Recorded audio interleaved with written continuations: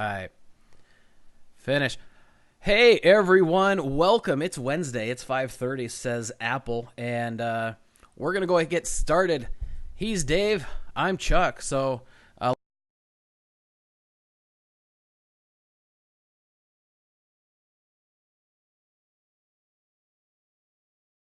and it doesn't. So that is great technology. You just got to love it when you test everything. Everything works until you need it to. And I'm somebody who relies a lot on technology. So, hey, Dave, welcome to the show.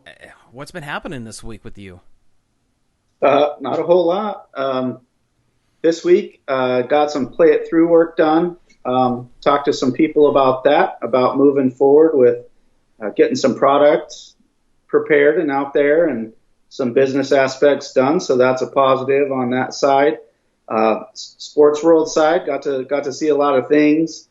Kept up on the weekend, kept up on my recap of what I predicted last week, what was going to be good to watch, and that went pretty well. So I'll be happy to share that later on in the show.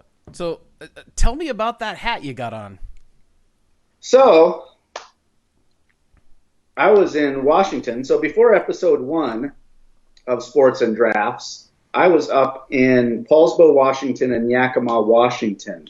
Now, Chuck and I are from Washington and Oregon, so Pacific Northwest. As you can tell by the things that are behind us, we're a big Pacific Northwest fans, supporters. We love our hometowns. So I was up there. There is a brew from up there that I grew up with. It's actually the first beer I ever tasted. You can only get it in the Pacific Northwest. Is it a wonderfully tasty quality beer? Probably not for most people's standards, but it is Rainier beer. Rainier beer. It is Mountain Fresh. I'll give it that. It is Mountain Fresh, just like the bottle says. And you know what? They make it simple for you. You twist it off, boom, you got your beer. You know, no struggle. No fuss. That's how I like my beer. But, you know, it's a good beer for the summer. Light beers, people go camping, you go fishing, you're outside, it's hot. You want to get a cheap, 18-pack of something to go camping. This is what you get when you're camping in the Pacific Northwest. This is your local beer you get. Used to be bottled up there. It's moved around a little bit. Came down, was getting bottled in LA, even though you couldn't buy it in California, and getting shipped back up there. You can only get this beer in the Pacific Northwest, Montana, Washington, Oregon, Idaho areas, probably Alaska. But now they're bottling it back up there. I believe Pabst actually owns the rights and the bottling to Rainier beer now. So I like it. Like I said, it holds sentimental value to me. I even have merch. This isn't the only merch I have. But I can't wait. I'm sorry. I can't wait to see the Rainier branded Nike golf bag.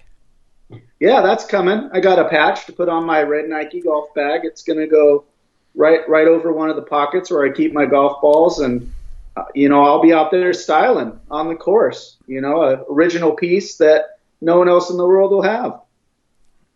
That's, it just takes me back. I mean, my dad drank a Rainier. He drank Heidelberg. They were like little, I think, keg-looking bottles, short, little dark brown keg bottles, Heidelberg, but Rainier. And I was growing up with the Rainier commercials and on TV, saw them all the time. I don't know that I should even talk about mine because yours is just, perfect. Oh, it's yeah.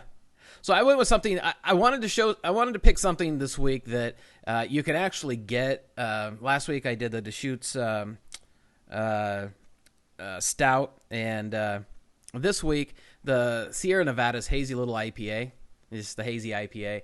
I traveled to Sacramento quite a bit, and the restaurant, it's Cafeteria 52 or 55, something like that, in the airport has this on draft, and it's really the best. They have some Goose Island that's pretty good. But this is probably my favorite that they have on draft. So if you're traveling in the airports, you might be able to find this one on draft. It's actually kind of a lighter IPA, I think. It's not as hoppy. I'll be honest with you, I'm not a huge IPA guy. And but this is just it's refreshing at the same time, and that's just not something I typically see in the IPAs. But I was trying to represent back here. I do have a couple of the Rainier beers that you gave me last week while we were golfing, and now after this week I'll have to chill them, and Dylan and I will have to enjoy them. I hope you do. They travel well. Because I packed the whole 18-pack in 2 suitcases, and they all made it home. Not one broke. So they make a good travel beer. Good travel beer. So you did a live stream earlier last week on a particular pigskin fantasy draft, and we've got some results in on draft order. It's kind of exciting.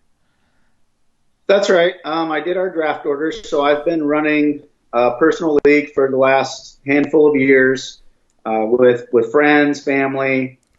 We do have a couple West and East Coasters, so we do have some people from the East Coast in it. Shout out to the Divines who live on the coast.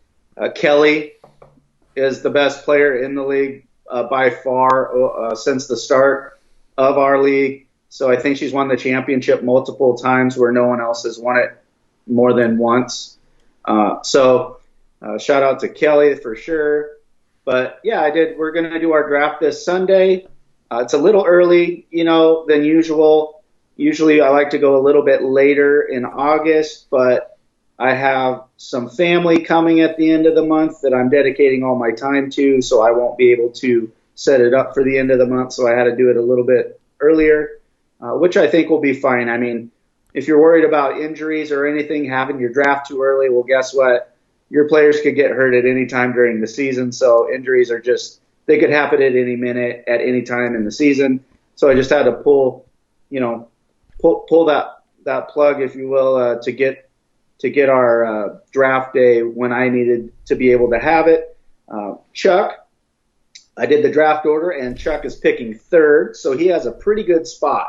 This is not a keeper league, so we all start fresh every year. I am in another league that is a keeper league where we can keep up to 2 players, which I think is ridiculous, but I always get outvoted because whoever has Patrick Mahomes in that league is going to have him for 12 years. So and you never get a chance really to ever grab some of the elite players. And when you have 12 people in a league, that's like 24 players that could be locked up for like the next 5 years. And that's just not fun to me. So for my league, I like everyone to start fresh every year. Everyone gets, a chance at a player they like or the best players at the top. Chuck has the third pick. As I was doing the order, I noticed as it kept going, I wasn't saying my own name. And so at that point, about pick 7, 8, I was like, you know what? I hope I'm last now. Put it in the comments. I don't know how you like to do your draft strategy. I would love to hear it from somebody out there. But if I would rather be on one of the ends, then right in the middle. Because then I get back-to-back picks, and I have less chance of people stealing players that I want when I get to make 2 in a row. You do have to wait quite a bit longer to make your picks. But what else are you doing anyway? You're eating some good food. You're drinking some beers, probably some Rainier if you're smart. And, you have time to figure out your 2 picks in a row. So I like it. I like where I'm at. I'm good where I'm at. I think, Chuck, you're in a good spot. So what are you thinking? You got the third pick, one of the top 3 players. Who are your top 3 guys you're looking at? But see, if I say that, then number 1 or 2, I think Chev and Kelly have the top 2. Yeah, just top 5. You never know. I'll probably take Todd Gurley if he's available. Oh, you're gonna risk that knee, huh? Yeah. Yeah. Yeah. Well, okay. So I had Saquon Barkley last year also. I just don't think he's going to be there. And I picked Saquon Barkley in the second round. So I took Todd Gurley because I had the first pick last year, so I took Todd Gurley, and then I got Saquon Barkley, but nobody knew what kind of player he was going to be. No, I mean, it was you had no clue that this guy was going to get the points that he did last year, and so I was just fortunate. But so I'm not going to get Saquon Barkley and Melvin Gordon. Don't want to touch him. I just don't care, and so yeah, Todd Gurley if he's there. Nice. So let me ask you this. Now, are you a draft a quarterback early guy, or are you a wait in the later rounds to get your quarterbacks guy? I'm a wait later in the rounds to get my quarterback, and the only reason I do that is because every time I've won a championship in fantasy football, I've picked like a Ben Roethlisberger in the 10th or 11th round, or I've picked, a Matt Ryan in the 10th round, or I've never had to really go early for a quarterback. The most success I've ever had in my leagues, I've always picked one round 10 or later. So are you an early quarterback guy or a late quarterback guy? I think I picked my quarterback in the third round last year. Probably would have been my fifth pick because I was the first pick. So I think I picked a couple of running backs and I think I went running back, receiver, quarterback. So really my fifth pick, but what that would have been the start of the third round. And yeah. But I have a different strategy. Have I won a championship yet? No. So that's how far you can count on what I do. I just have fun. There are some players that I'm gonna say, I'm kind of a homer. I will pick up Marcus Mariota, but this year I'll pick him up in a late round. I'm not gonna, I didn't pick him up early. He wasn't my pick last year. Trust me. And as I think about it, I can't even remember who my pick was last year. But you're late round. Sometimes I'm like, you know what? Everybody's going to do this. Everybody's going to pick here or here and here. And how can I jump in and just screw them all up? And because somebody might say, man, I can get the best quarterback in 8th, 9th, 10th round. And all of a sudden Chuck jumps in there and says, like, what the F? No, he's not there. He's off the table, and I was kind of hoping that to play things differently. So a little bit of I think strategy just in trying to mess up other people's drafts and what they want to do. And so I want to go for people who get players who get a lot of points. I mean, you saw people like Drew Brees that were just throwing off 40, 50-point games last year that can make up for having to pick up a mediocre running back or receiver, week after week. Unless they get hurt, then you're effed. Yeah, I mean, and really there are certain guys that I don't know where quarterbacks will start to go in our league. I know someone probably third round, fourth round will take a quarterback. Usually happens every year in our league. But, I mean, I could see Mahomes going third, fourth round with how well he played last year. And I don't necessarily think that would be a terrible pick.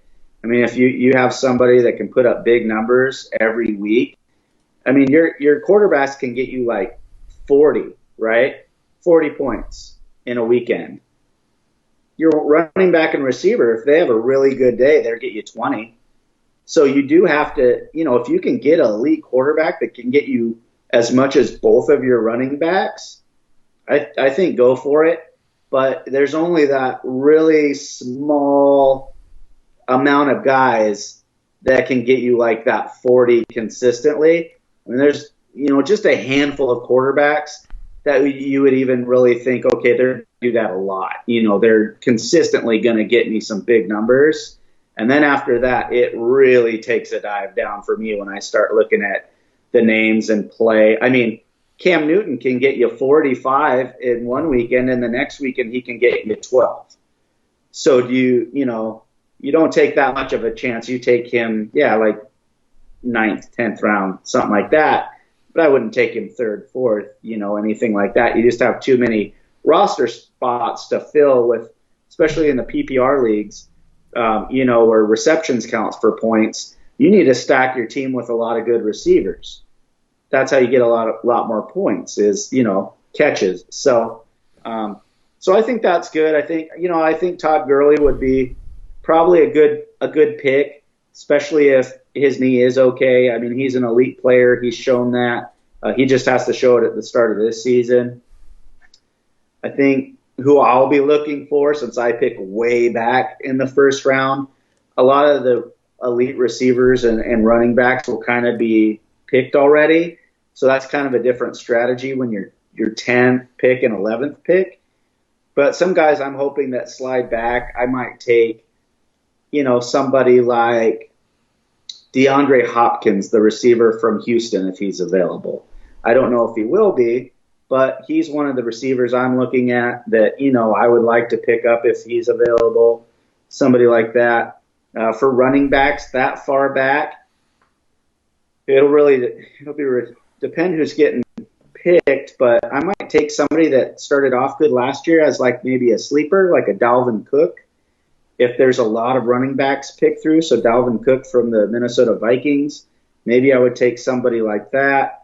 Maybe I'd take someone like Alvin Kamara from the Saints if he's still there.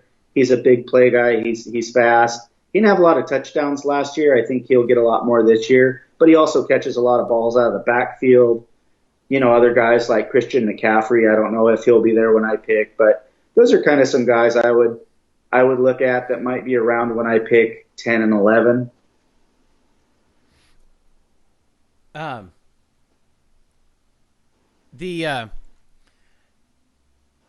There's so many. I have so many questions I want to unpack in there, but we're going to get closer, I know, and I'd probably rather talk about it.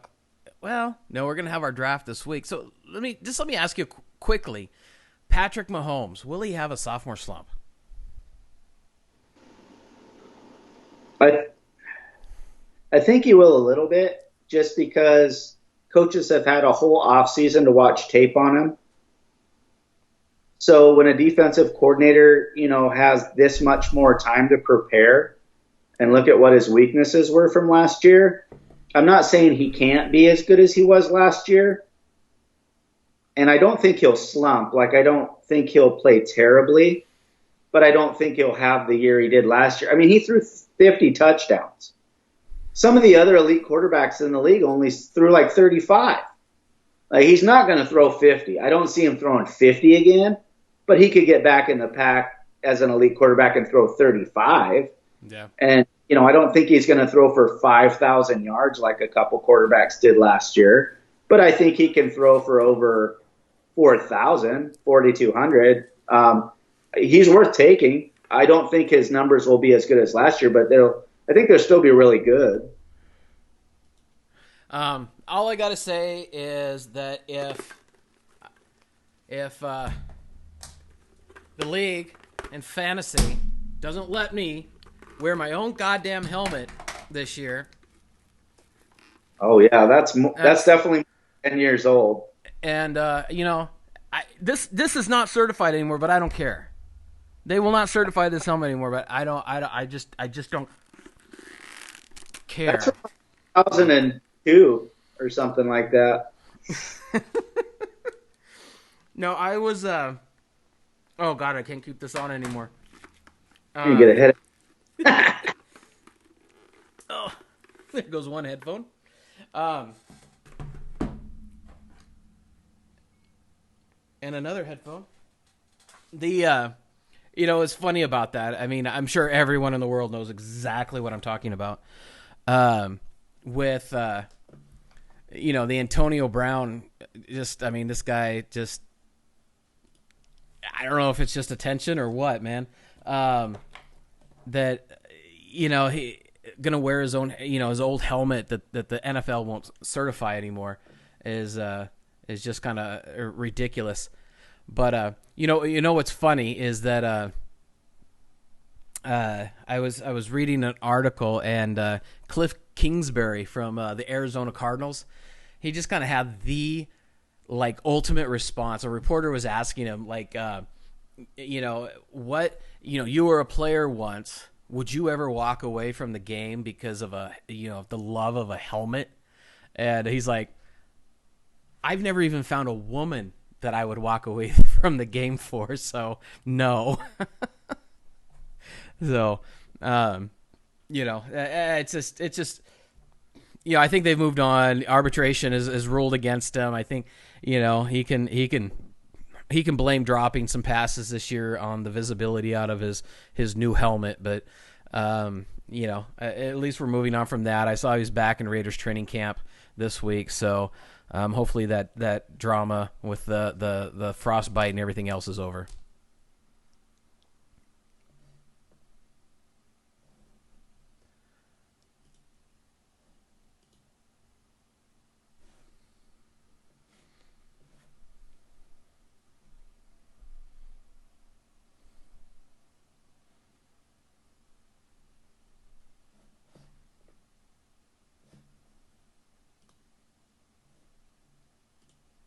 He went crazy at some hotel and was throwing stuff out the window and almost hit a kid.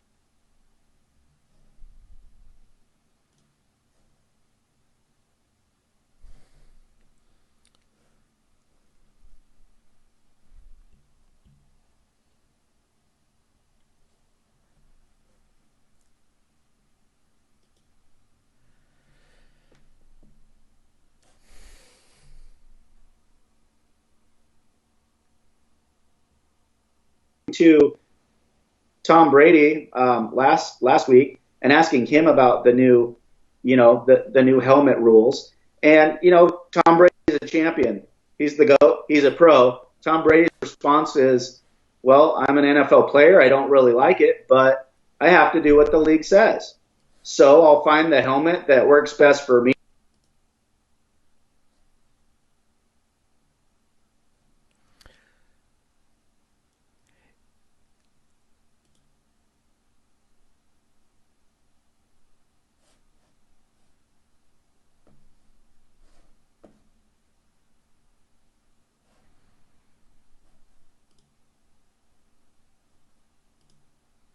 Yeah, I got to tell you, Dave, I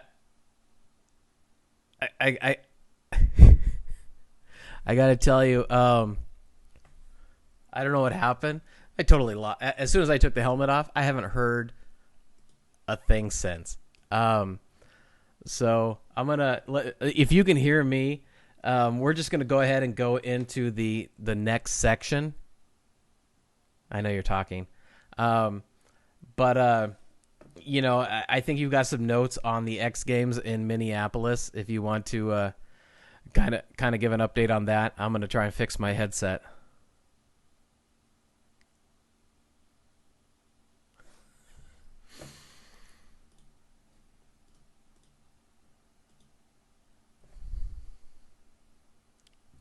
Able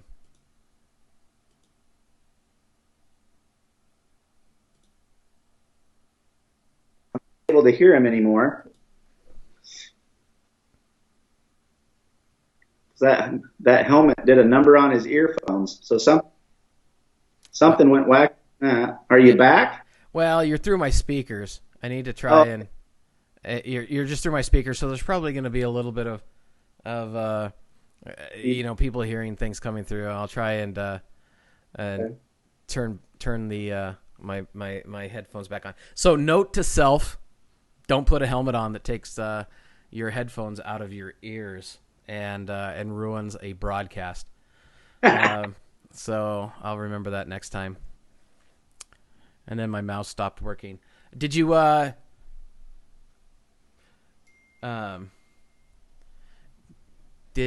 mouse really did stop working. That's why.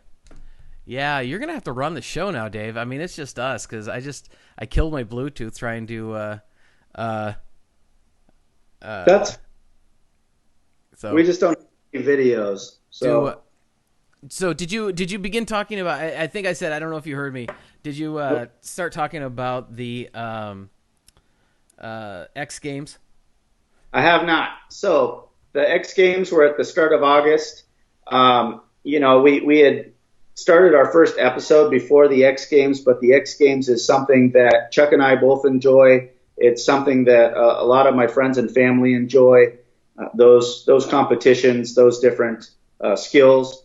And so I just wanted to talk a little bit about the X Games. There was a lot of cool new tricks that happened. So if you're not familiar with the X Games, It's a lot of motocross. It's a lot of skateboarding, things like this, different types of skills like that. So one of the things that they have during the X Games is they have best trick for all these different skill types. So they have a best trick for skateboarding vert. They have a best trick for BMX. They have a best trick for motocross. So there was a few things that happened during this X Games that were firsts. So they were all tricks that had never been done before that were pretty cool. The first one was there was Mitch Busco. He did skateboard big air. He did a 1260.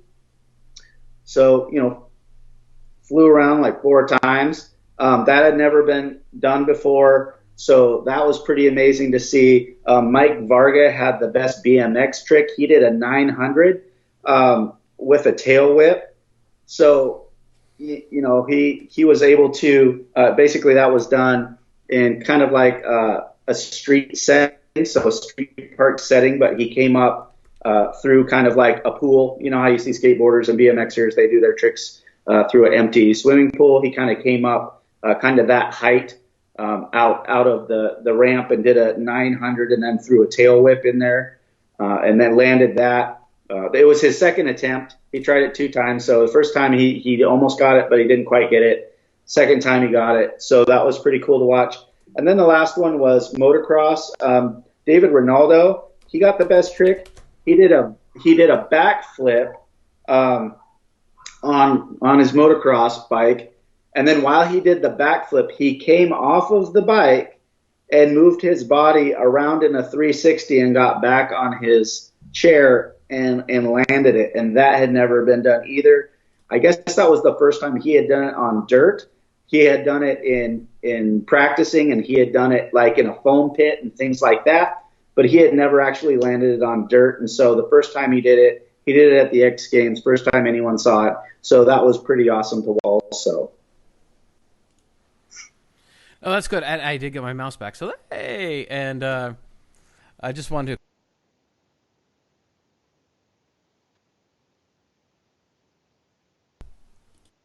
Here is some of the video. You probably can't see it on your end. This is the vert. This is the 1260. I mean, look at the guy's his eyes right there. It's like I got this crap on lockdown. I mean, this guy. I watched him do this. This was like the easiest for him. It just seemed like, yeah, it's another day at the skate park, and it's amazing. I mean, we go from the days of Tony Hawk and just vert. I mean, it wasn't big air, but it was just vert 900. First to land it was sick, and then this guy with a 900 tail whip, never done before, at the X Games, and it's just amazing. I mean, I was a BMX racer. I was a BMX freestyler back in the 80s. Brian Bennett, Matt Orlob, shout out. But these, this stuff that they're doing today, I don't know. We never could have thought of this stuff back then, obviously. And then finally, we're looking at this guy with the backflip body varial, and this was also something new. It's just, again, you're throwing a heavy motorcycle upside down, and then just deciding to kind of throw your own body varial, hang onto the bike and turn it around, turn yourself around. And then find it. He's been hurt. We watched this, and he's been hurt. And when he lands, his right hand actually slips off the handlebars. And so I don't know if that was the arm or what he had hurt, but yeah. I mean, just so everybody just saw that. I mean, what you were talking about, and just it seems like every year, you look at what Tony Hawk did, you look at what Travis Pastrana did. It's just insane, and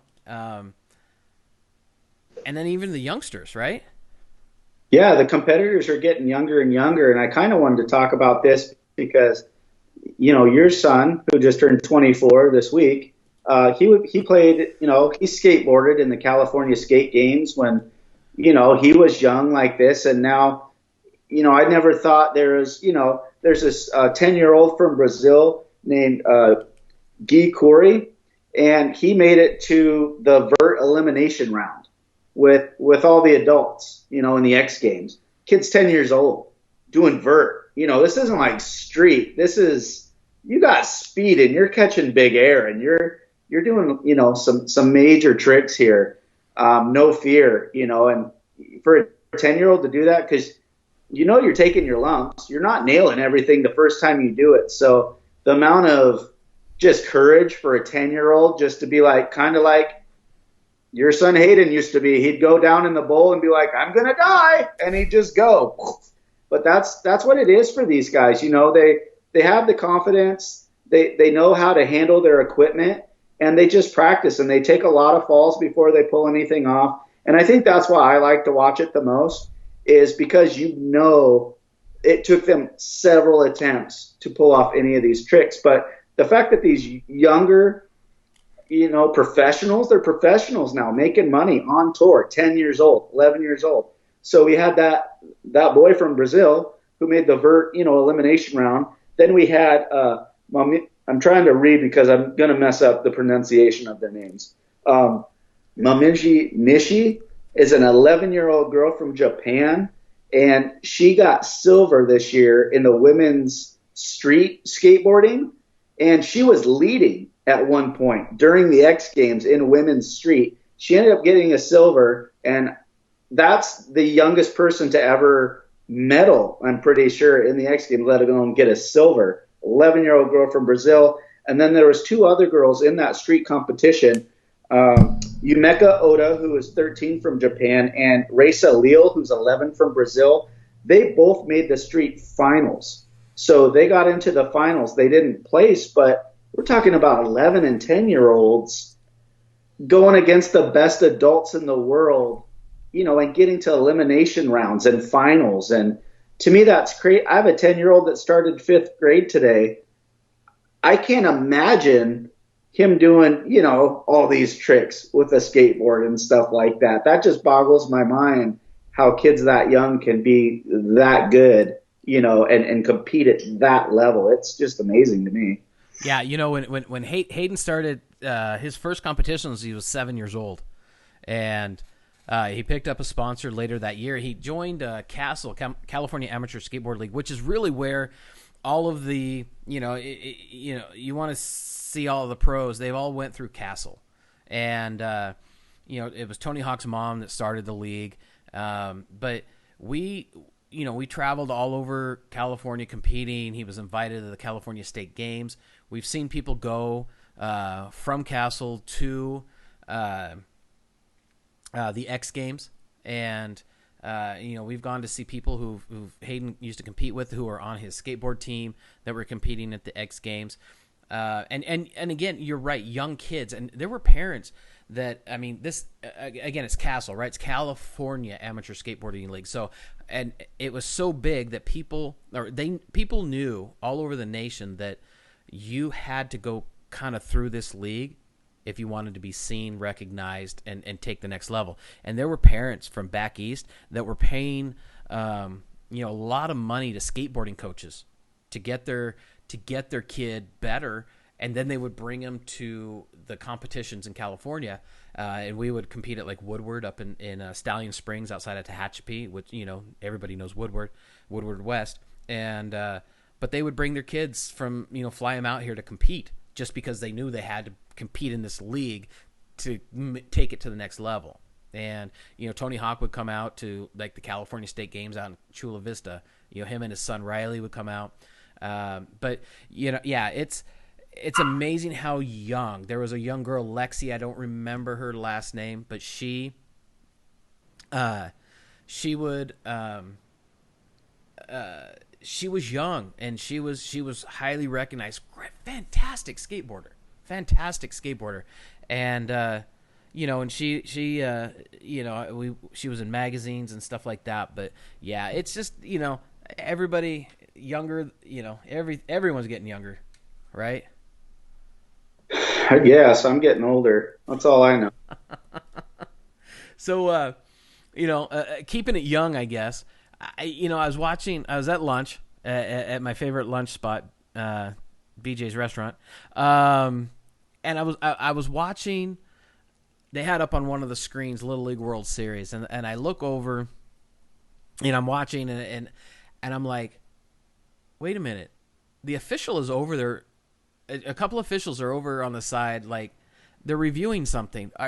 When did instant replay begin in Little League World Series? And I'm like, so I was doing research for the show because I'm like, this is ridiculous. Challenges and replay in Little League. And so I went back, and this is what shocks me. They began replay back in 2008 in the Little League World Series. It's been a part of the game. I mean, maybe it hasn't been used, and we never see it, but it's been, since 2008. 2016, they expanded it, but I was going back, and it's like, there's like 15 different things you can challenge. Won't say them all. Of course, ball over the fence and dead balls, hit batters, runners tagged, missed bases, catcher interference. But these are all things. So I guess the question is, first, there's nobody's paycheck on the line, right? Not the players, not the manager, not the official. The officials don't get paid in Little League. And you do at your local level. I was a baseball official for 25 years. And NC2A, Division II, Division III, high school, Little League, Pony League, Colt League, every league, adult league, baseball. I've done it all. And I've been paid. But when you get out of your district tournament in Little League, and you want to work on a district crew and regional sectionals or anything like that, you have to volunteer. And I've done those games, and I volunteer. But so there isn't anybody getting paid. So let me ask, should there be replay in youth sports? I don't think so. Because most of the time, unless you're in a big city with big leagues that have a lot of money, where I grew up, you umpired where I grew up. But a lot of the times it's just it's who wants to do it. Or it's like, hey, we know this dad really supports Little League. Can we get this dad to ump this game or ump this week? When I grew up there wasn't always organization for the umpires. It was who just wants to do this, who would volunteer and ump today, and I think I kind of like that natural youth aspect of it. I like it being kind of innocent like that, these are young players learning the game. And I don't think they need professional umps. I don't think they need, maybe for that level, for the Little League World Series, of course, but that's not happening in your day-to-day in all these local leagues, how they're playing as they go up to make the Little League World Series. It's probably still a little bit like how I grew up in a lot of places. What dad wants to ump this week? Who's willing to do it? And that's what the kids are used to, so I don't think, they don't have the replay, I'm sure, all year long until they get to this level, till they get to the major tournaments. So I don't think it's really needed. I think it slows down the game a little bit.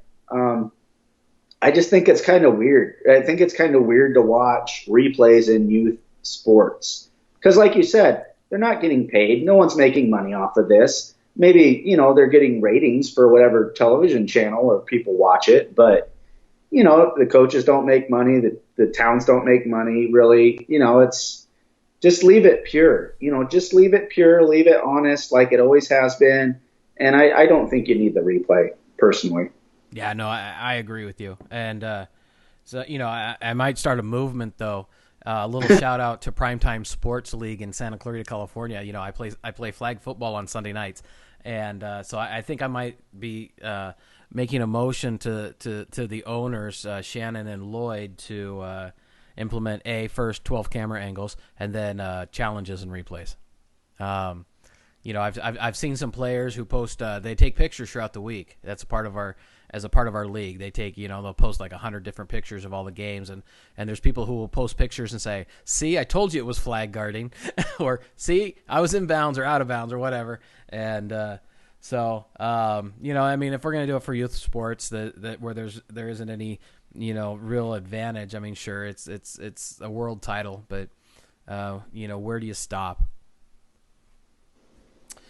All right, hey, I guess we got to keep it moving. So It is now time for the weekly Play It Through individual, and you'll put your little Play It Through tag up there, logo up there, and I'm going to have you talk about who you've chosen, and I'll have the pictures of the individual that you've chosen for this week.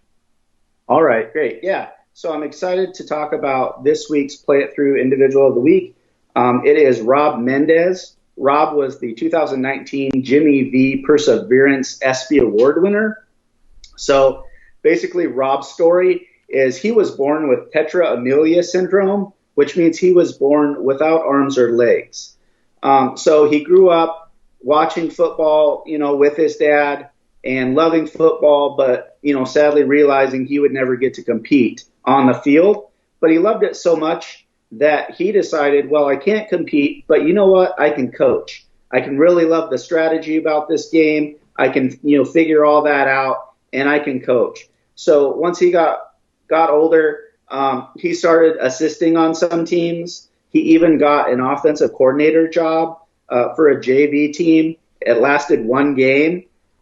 He was very disappointed because apparently the head coach blamed him in front of the kids for the loss.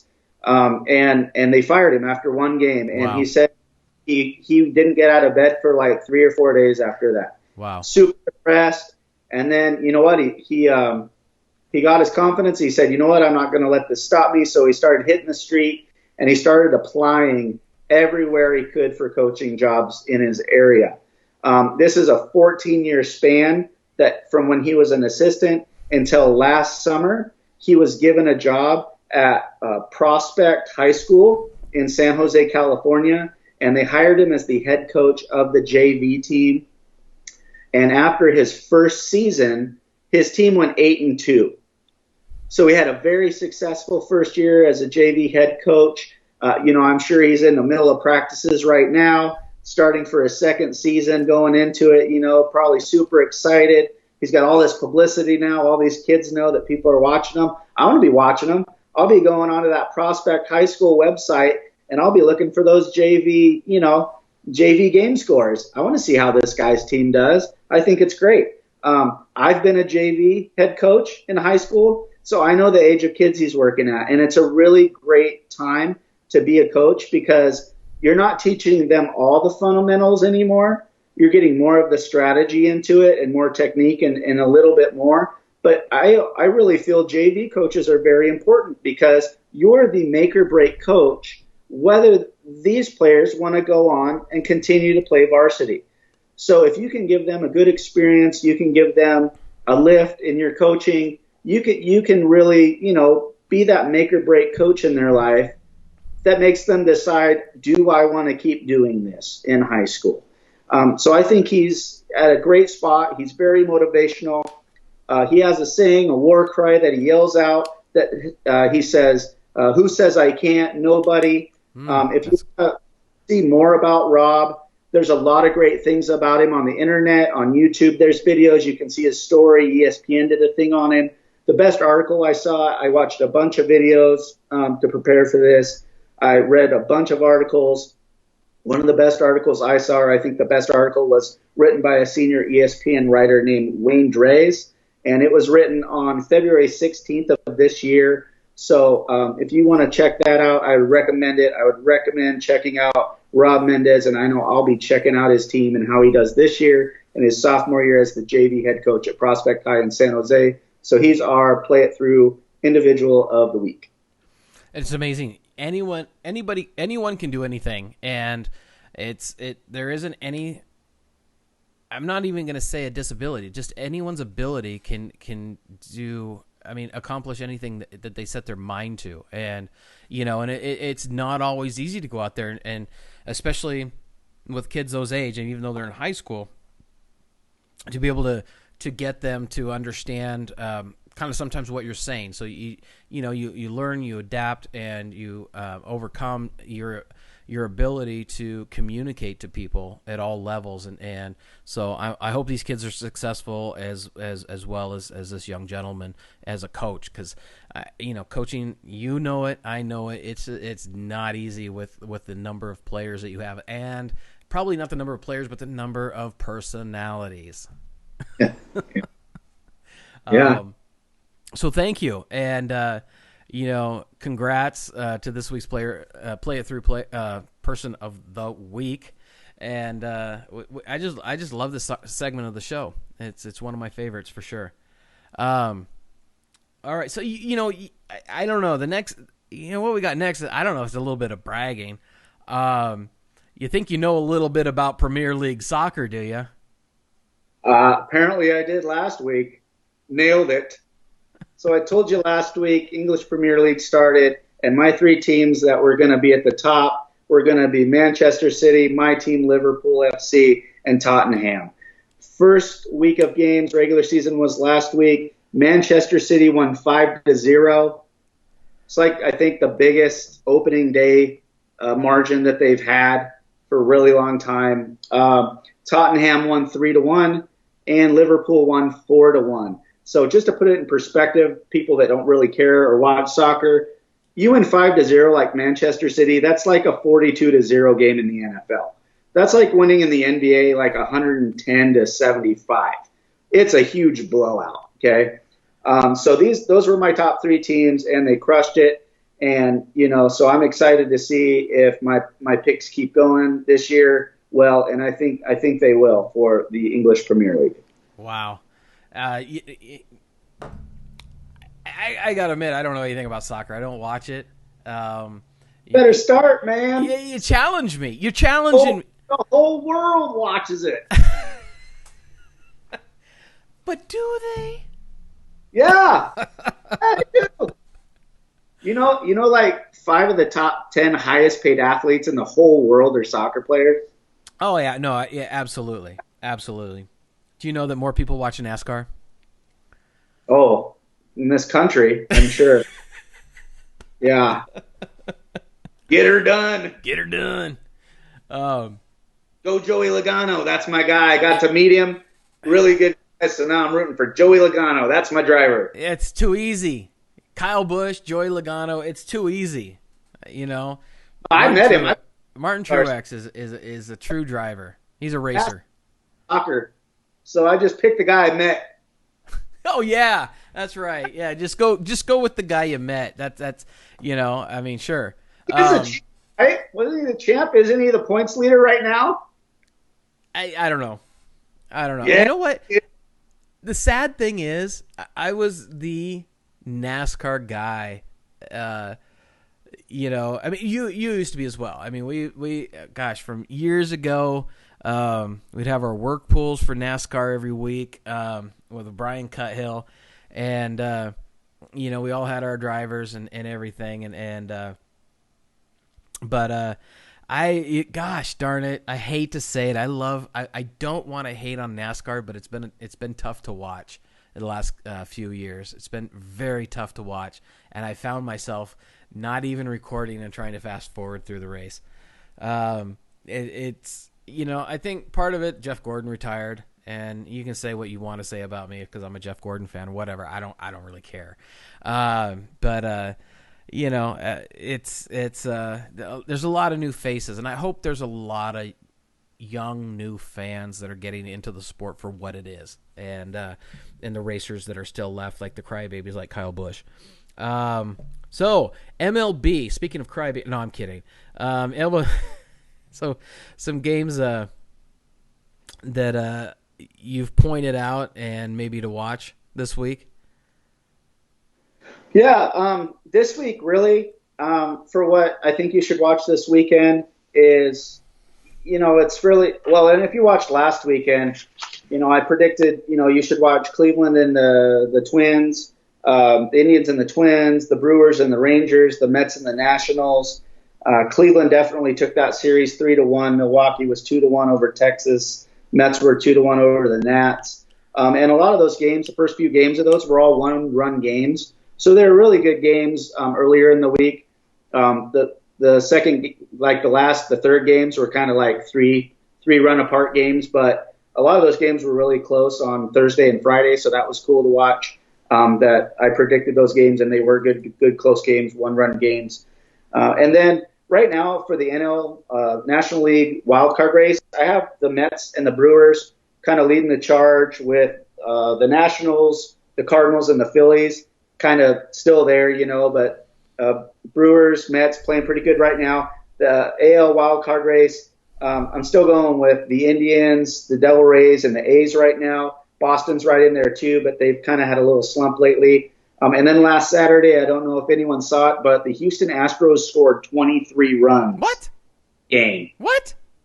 So I'm picking them to win it all. Any team that can score 23 runs in a game, they're my pick to win the World Series this year against the Yankees. They got Justin Verlander, who could be the best pitcher in baseball. You get him to pitch twice in a 7-game series. They have a good shot. They've won it before, within the last few years. Most of that team's still together. So I'm going to pick the Houston Astros to win out, to win the World Series this year. Wait. Who are they playing? The Milton Freewater Little League team?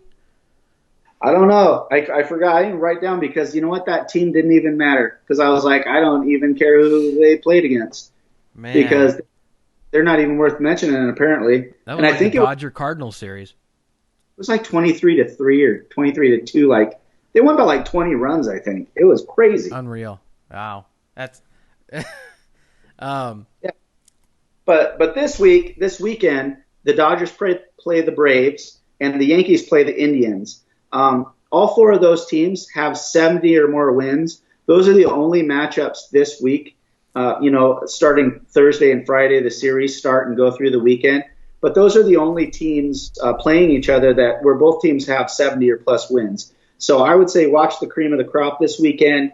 There's only about 45 games left, so we're going to be finally getting down to the end of baseball season because baseball season's 14 months out of the year. They play 764 games a season. They play 6 games a day, and so it's crazy. But those are the cream of the crop right now. Kind of those are 4 teams that are going to be in the playoffs. So I'd say watch the best of the best and see how they go against each other this weekend for Major League Baseball. So, the sport that really everyone's watching right now, I got to tell you, I love it with my son, Dylan, my older son, Dylan. We love it since it came out, is Big 3. And, it's exciting basketball. I mean, sometimes, NBA is awesome.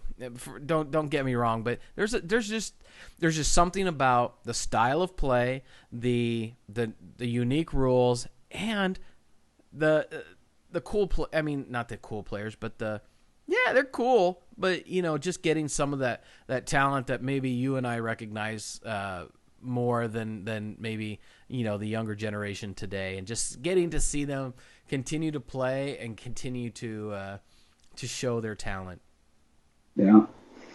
So I got an amazing experience for me this week because not only do I know a guy a little bit that plays for the Ghost Ballers who won 50-47 in an upset over the Trilogy this weekend, but the guy I know, Alex Scales, scored 13 points and had 5 rebounds and helped lead his team. The highest score on his team was 14. He got 13.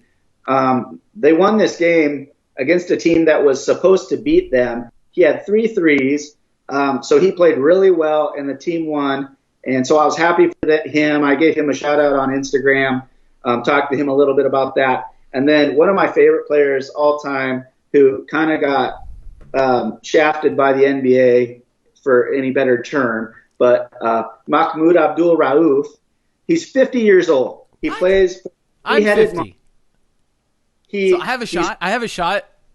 He scored 13 points in the second half, and I think he made 4 or 5 straight buckets in the second half to really push their lead up. They ended up winning 53-32, and he gave them that cushion. It was basically like Mahmoud Abdul-Rauf 10, the other team 0 at the start of the second half. He just came out firing. He had 0 points in the first half, and he came out and lit it up in the second half, pushed their lead out. The enemies couldn't come back. Dude's 50, and, everyone probably knows Gilbert Arenas, NBA, former All-Star, a great scorer in the league. He had 5. Okay, so that's what you can see in this league. You can see a dude that's 50 put 13 on these young guys, and guys that were former NBA All-Stars score 5 because they play bully ball. They don't blow the whistle all the time. You can post up. You can bang. When you guys got guys like Nate Robinson from Tri-State, who they had an upset against Power, who is the best team in the league, best record in the league. Tri-State had only won a few games all season. He hits a three-pointer at the buzzer, and he gets fouled while he's shooting it, and it banks in, and Big Baby Davis, who plays for the Power, if you remember him from the Celtics and that, catches Nate out of the air like he's a small child and is holding him while the winning shot goes through. Like, the whole place erupted. Like, it was just so fun to watch. You know, and Jason Richardson, who I used to take to Golden State Warrior games, I used to take your son Dylan to Golden State Warrior games to see him. He had 19 and 11, you know, and he had a couple dunks just like he did back when he was in his 20s. So, I mean, this is a fun thing to watch. I love it. They're really being forward in a lot of things they do. They have the two best teams are coached by Hall of Fame female basketball players. Nancy Lieberman and Lisa Leslie coach the two best teams in the league. Wow. Lisa coaches the triplets, and Nancy Lieberman coaches the Power. I follow Nancy Lieberman on Instagram because she also has Nancy Lieberman Charities, where she goes to a lot of areas and she builds courts and parks for communities that don't have basketball courts. So she goes into their communities, she builds them basketball courts. It's awesome. Follow Nancy Lieberman Charities on Instagram. She always is doing great things when she's not, you know, out there coaching and representing the Big Three. But this is just a fun thing. And going into this weekend, it's the last weekend of the regular season for the Big Three. So all the teams will be playing at once. So there's going to be, you know, there's 12 teams, so there's 6 games. And really only one team out of 12 is out of the playoff chance. Power and the triplets have locked up the 1 and 2 spots. So there's 4 teams that make the playoffs. Power and triplets have locked up the first 2. But then after that, there's like 9 teams that could potentially get the last 2 spots. So if you've never seen it before, watch it this weekend because you can see all the teams at once. Usually you have to watch half of them on Saturday, then half of them on Sunday. But you can watch them all at once. There'll be a lot of action because all these dudes are fighting to get into the playoffs. Because guess what? In this league, you get a tiny bit of money for playing, but you get a lot more scratch if you're winning playoffs and then the championship. So there's basically like a pool of money that the champions get that they share. And that's the main money they're all out to get. So these guys are going to be playing hard. 3-on-3 is awesome. That's how we all started playing. When could you get 9 other people when you were a kid to go out and play a full court game with you? You can't. But you can get 3 other dudes to play 2-on-2, or you can get 5 other dudes to play, you know, 3-on-3 like this. So it opens up the floor. It creates mismatches. They post up Nate Robinson and Mahmoud Abdul-Rauf. The small guys get posted up, and you get to watch them battle. And then you get to watch the real big-ass guys try to cover somebody like Nate Robinson out at the three-point line, and he flies right by him. So, you know, it's really fun ball to watch, and these guys still got it. There's plenty of dunks. There's alley-oops. If you think these guys are too old to be athletic, a lot of them aren't. A lot of them can really play. They just can't travel. They don't want to travel anymore. They don't want the NBA life. They don't want to run full court. They don't want to play back-to-backs. But guess what? They can play a 3-on-3 game to 50 every weekend just fine. So it's a cool league. Check it out. So I'm going to put you on the spot. Who is a recently retired NBA player that you could see in the next 2 years playing in Big Three? It's hard to say because it's getting bigger. So there's some elite players really kind of getting more interested in it. You know, and there are some all-stars. Amari Stoudemire's in it. He's been an all-star. Like I said, Gilbert Arenas, Rashard Lewis, who was with the Sonics and many teams, he was an all-star. Jason Richardson was pretty borderline. Joe Johnson, dominates. He could actually set the new Big Three points in a season record if he gets 18 this weekend. So look for that. If he can get 18 points, he sets the new season record for points scored. But, I mean, of course, I would like to see all the guys that most people would like to see, like Dwayne Wade. I'd love to see Dwayne Wade in the Big Three. But I don't know if they can't pay him enough money. He's trying to sell wine, and he's traveling with his wife, and he has a kid that's a highly recruited player in school. I don't think he's going to give his summer up, because that's what you have to do. You have to give your summer up. A lot of the guys on the teams, if you don't know them, they've been playing overseas, like Alex Scales. He's been playing overseas for 20 years, but they can play. But they don't play during the summer. So they have this summer to play in the Big Three, and a lot of them will go back and play overseas if they don't make an NBA team, this fall. So I would say, I'd love to see Dwayne Wade or Carmelo Anthony or somebody like that that's not on an NBA team. But, I don't think the league's got to that level yet, but I think it's getting closer where some of those guys will start thinking about it the more it picks up and it's popular. So, yeah, those obviously would be, the pinnacle is to get like a Dwayne Wade. Sure. So we're going to finish up here with, kind of what we're looking forward to this weekend. And I just got to tell you, I'm looking forward to that Manchester City Tottenham on Saturday. Bet you are. Stole it from Dave. Now tell us what we have to watch this. Tell everyone what they cannot miss this weekend. All right. So like I said earlier, Major League Baseball, Dodgers, Braves, Yankees, Indians.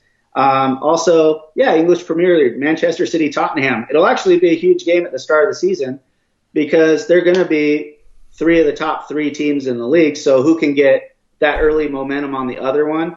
Who knows? It could come up to tiebreakers later for points. It could come to head-to-head.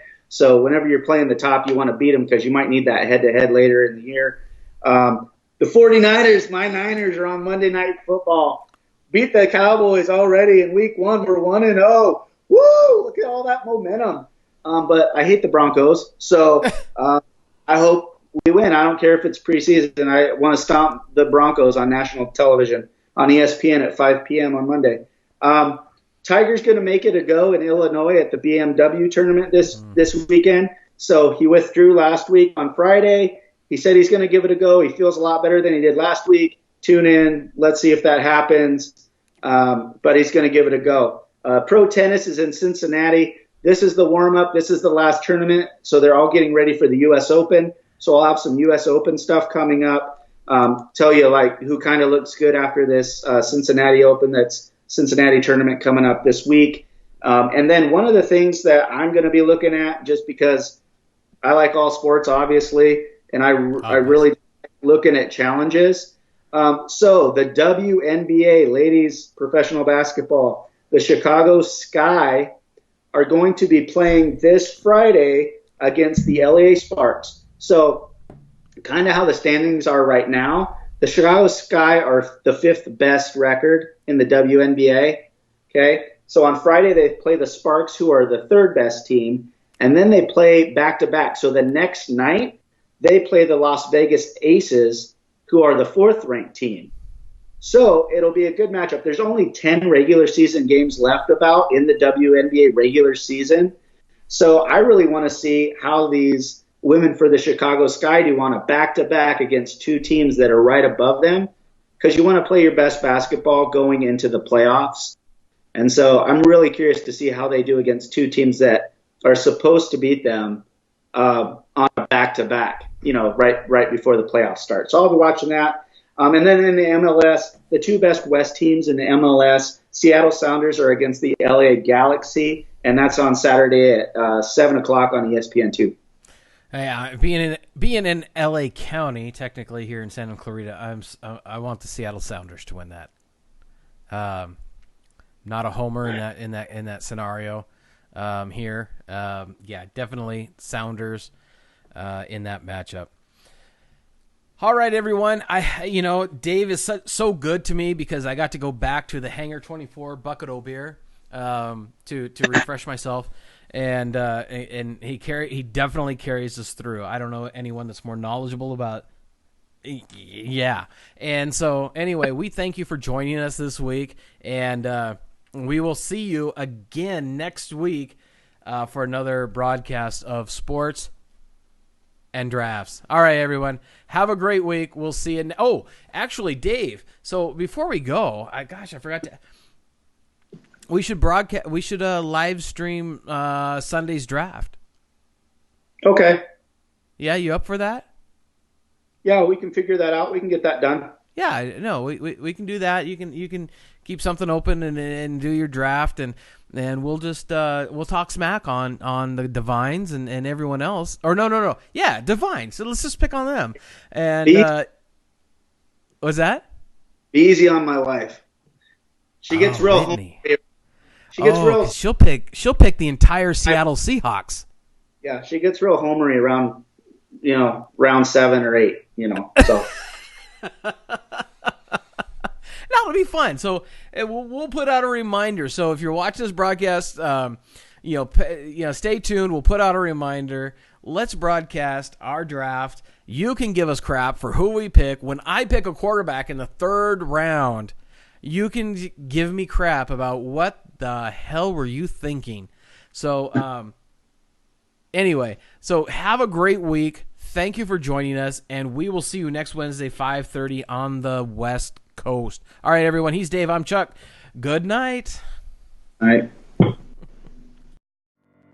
One shot, now the future is yours. Go. Well, I was building on the lecture. Verses coming daily under pressure. Working on the plot and the scheme. The true style trademark is at the edge of your dreams. I'm talking one shot for the kill. The breeze cut, freeze up, straight dropping the chills. I'm talking taking over pieces and shares. A bomb big sky high. Check the movement is here. Yeah. It's one shot. Now the future is yours. Let's go.